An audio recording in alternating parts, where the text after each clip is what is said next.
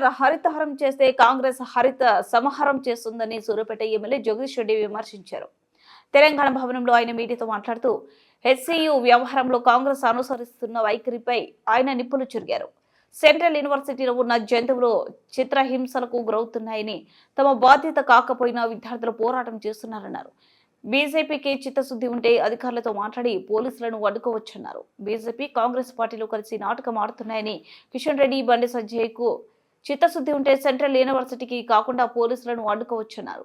Central university అధికారిగా VC ఉంటారని drone కెమెరాలతో జేసీబీ వీడియోలు తీస్తే 5 విద్యార్థులను అరెస్ట్ చేశారన్నారు.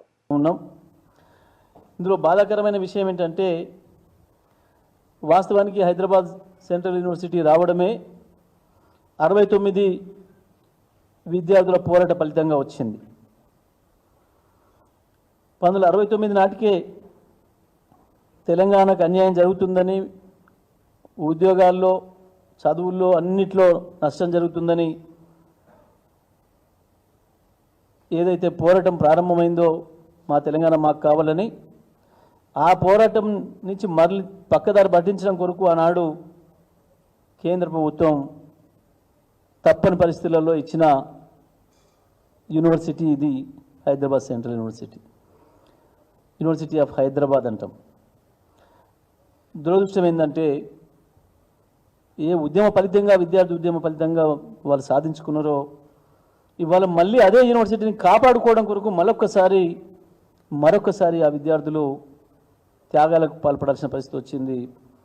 లాఠీ చార్జీలకు గురై కేసుల పాలు కావాల్సిన పరిస్థితి వచ్చింది. ఇవాళ ఆనాడు అదే కాంగ్రెస్, ఈనాడు అదే కాంగ్రెస్. కాంగ్రెస్ అంటేనే కేసులు, కాంగ్రెస్ అంటేనే లాఠీ చార్జీలు, కాంగ్రెస్ అంటేనే జైళ్ళు అనేది మరొకసారి నిరూపించుకుంది వాళ్ళ కాంగ్రెస్ ప్రభుత్వం, దాని నాయకుడు రాహుల్ గాంధీ కూడా. ఇంకా దుర్మార్గం ఏంటంటే, దీంట్లో మంత్రులు నిన్న అక్కసంత వెళ్ళగక్కి వరుసగా ఒకటి తర్వాత ఒకడు పెయిడ్ బ్యాచ్ ఉంది అని చెప్పి మాట్లాడిండ్రు. విద్యార్థుల్ని అవమానించే పద్ధతుల్లో మిమ్మల్ని అందరం ఎక్కించిన విద్యార్థి యువతను వెక్కిరించే పద్ధతుల్లో, హేళన చేసే పద్ధతుల్లో, అవమానపరిచే పద్ధతుల్లో పెయిడ్ బ్యాచ్ అని మాట్లాడారు. పెయిడ్ బ్యాచ్లు ఈ రకంగా లాఠీ చార్జీలు, దెబ్బలు తిని కేసులను ఎదుర్కొని జైలు పాలవుతారా? విద్యార్థులు పేమెంట్లకు లొంగిపోతారా? ఇదా మీ సంస్కారం? ముఖ్యమంత్రి, మంత్రుల సంస్కారం గిదా? విద్యార్థుల గురించి మాట్లాడేటప్పుడు, విద్యార్థుల గురించి ప్రస్తావించేటప్పుడు మీరు మాట్లాడే మాటలు గివే. నిజమే, పెయిడ్ బ్యాచ్ ఎవరు? మీరు ముఖ్యమంత్రి, మంత్రులు. మీరు పెయిడ్ బ్యాచ్ అనే విషయాన్ని మీరే బహిరంగంగా చెప్పుకున్నారు 100 సార్లు. రేవంత్ రెడ్డి పిసిసి పదవి మొదలైంది పేమెంట్తోనే వచ్చింది అనే విషయాన్ని మీ దాంట్లో ఉన్న ఎమ్మెల్యేలే మాట్లాడినారు ఆనాడు. మంత్రి పదవి కావాలంటే ఇంత పేమెంట్ చేసి రావాలి అని చెప్పి మీరే చెప్తున్నారు. మంత్రి పదవి కావాలంటే మూట తీసుకొని ఢిల్లీ పోవాలనే మాట మీరే చెప్తున్నారు. పేమెంట్లు ఇచ్చి సీట్లు తెచ్చుకున్నది మీరు, పేమెంట్లు ఇచ్చి మంత్రి పదవులు తెచ్చుకున్నది మీరు. మళ్ళీ ప్రజలకి ఇవ్వాల్సి వస్తే పేమెంట్ తీసుకొని ఇస్తున్నది మీరు. పనిచేసిన కాంట్రాక్టర్లకు పైసలు ఇవ్వాల్సి వస్తే పేమెంట్ తీసుకొని పనిచేస్తున్నది మీరు. పేమెంట్ ఇచ్చి తెచ్చుకోవడం, పేమెంట్ తీసుకొని ఇవ్వడం అనేది మీకు మాత్రమే అలవాటు. పేమెంట్ మీద ఏదైనా పేటెంట్ ఉంది అంటే అది మీకు మాత్రమే ఉంది, కాంగ్రెస్ పార్టీకి మాత్రమే ఉంది, కాంగ్రెస్ పార్టీ ముఖ్యమంత్రికి, మంత్రులకు మాత్రమే ఉంది తప్ప పేమెంట్ మీద పేటెంట్ మీది మాత్రమే తప్ప విద్యార్థులది కాదు.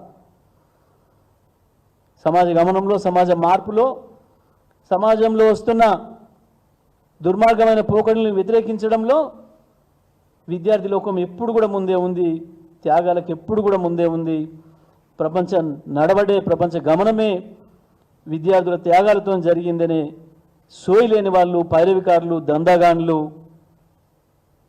మీరు వాళ్ళ పేమెంట్లతోని పదవుల్లోకి వచ్చారు. మీరు ఎవ్వడు కూడా ప్రజా ఉద్యమాలతో సంబంధం ఉన్నవాడు కాదు. మీరు ఎవడు కూడా ప్రజానాయకుడు గాడు, పుట్టుకతోని నాయకత్వ లక్షణాలు నుండి ఎవడు కూడా గాడు. ఈ దందాలు ఆ దందాలు చేసి మీరు చేసిన బ్లాక్ దందాలలో వచ్చిన పైసలతోని పదవులు కొనుక్కొచ్చుకొని, పార్టీల బలహీనతలను ఆసరా చేసుకొని పదవులు కొనుక్కొచ్చుకొని పేమెంట్ల మీద వచ్చిన నాయకులు మీరు విద్యార్థుల్ని పేమెంట్ల మీద పనిచేస్తున్నారు అనే దుర్మార్గమైన మాటలు మాట్లాడుతున్నారు. ఇది కేవలం మీకు కాంగ్రెస్ పార్టీ ముఖ్యమంత్రి నుంచి మంత్రుల వరకు మీకు వర్తిస్తే తప్ప పేమెంట్ మీద పనిచేసేది, పేమెంట్ల మీద పదవులు తెచ్చుకునేది అది విద్యార్థులకు వర్తించదు. విద్యార్థులు ఎటువంటి పోరాటాలకైనా వెనుకాడరు. వాళ్ళు నమ్మిన దాని కొరకు, నమ్మిన సిద్ధాంతం కొరకు, సమాజ శ్రేయస్సు కొరకు, సమాజ మార్పు కొరకు ప్రాణత్యాగాలే అలవాటు తప్ప విద్యార్థులకు పేమెంట్ తీసుకునే అలవాటు లేదు. కేవలం పేమెంట్కు అలవాటు పడ్డ వాళ్ళు మాత్రమే ఇటువంటి మాట్లాడతారు తప్ప ఇంకోటి ఎవడు మాట్లాడలేడు. ఇంత అవమానకరంగా విద్యార్థుల గురించి మాట్లాడడం అనేది అసలు ఏం జరుగుతుంది? వాళ్ళు అక్కడ దేని కొరకు మాట్లాడుతున్నారు?